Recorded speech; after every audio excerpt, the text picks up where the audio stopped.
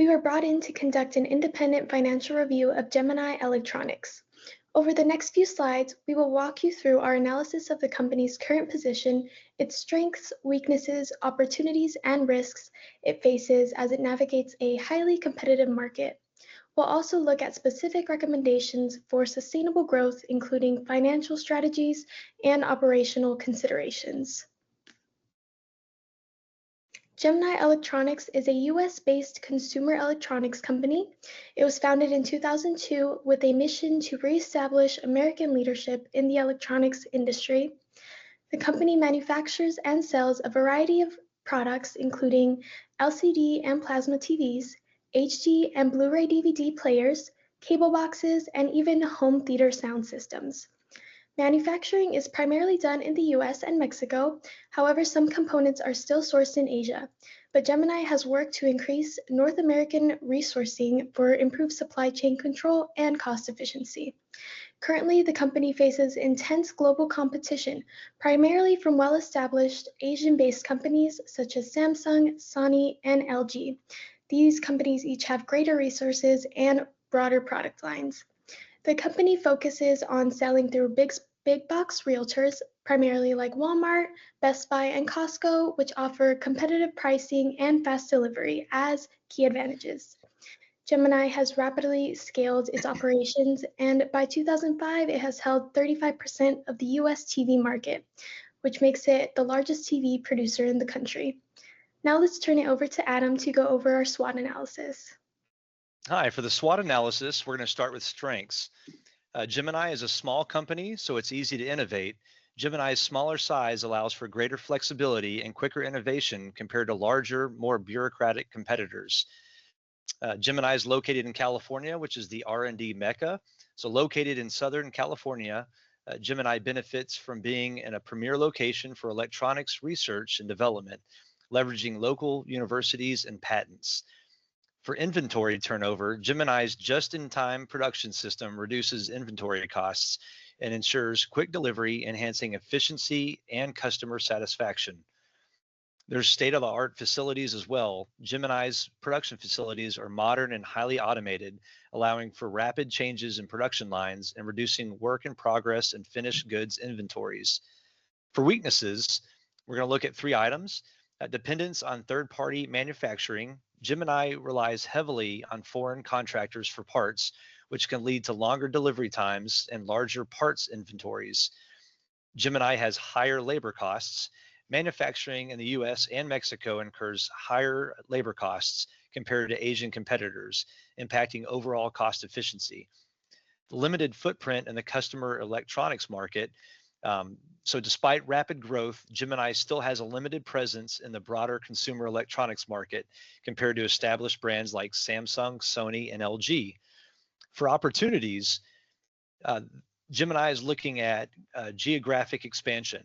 They're considering expanding into South America, Europe, and Asia to increase market presence and compete globally. Opportunities for research and development. The company is focused on developing multiple new products such as 3D TVs, video phones, and TVs with web browsing capabilities, leveraging its strong R&D foundation. And they're also looking at opportunities for more parts manufacturing in the US. Gemini is working to source more parts domestically to reduce dependency on Asian suppliers and improve supply chain efficiency.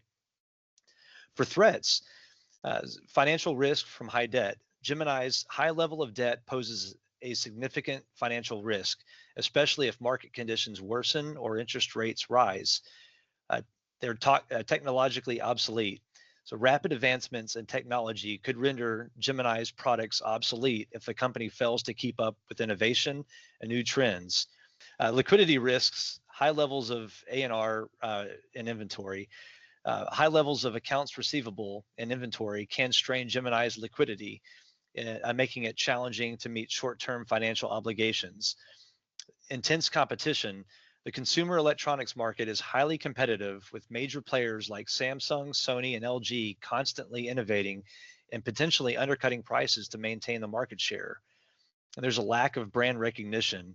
Despite its market share, Gemini still struggles with brand recognition compared to the well-established competitors.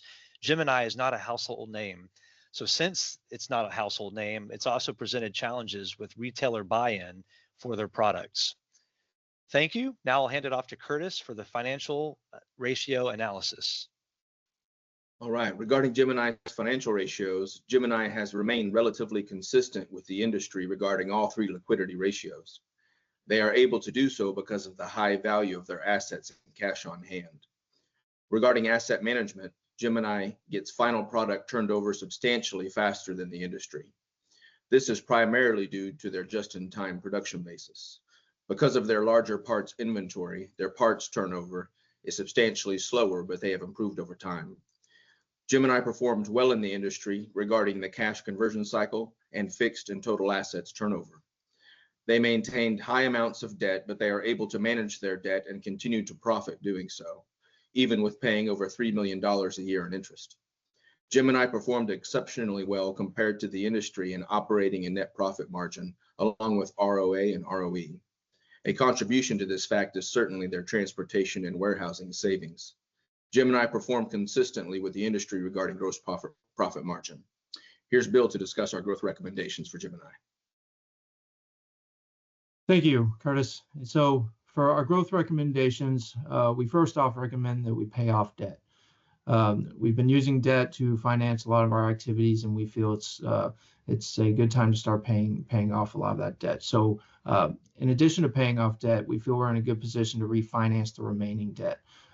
This will allow us to save on interest. With the recession that recently occurred, interest rates are going down, so we're in a good position to do that. We also feel that by paying off debt, we'll need to sacrifice somewhere else. We'll sacrifice in R&D for a couple of years, take about $300 million out of that effort, while we allow the technology market to tell us where we need to focus next. As was mentioned earlier, there are a lot of new electronics coming out, consumer electronics. We really want to be strategic about where we put our R&D efforts. So let's take a couple years while we pay off debt and see where it goes.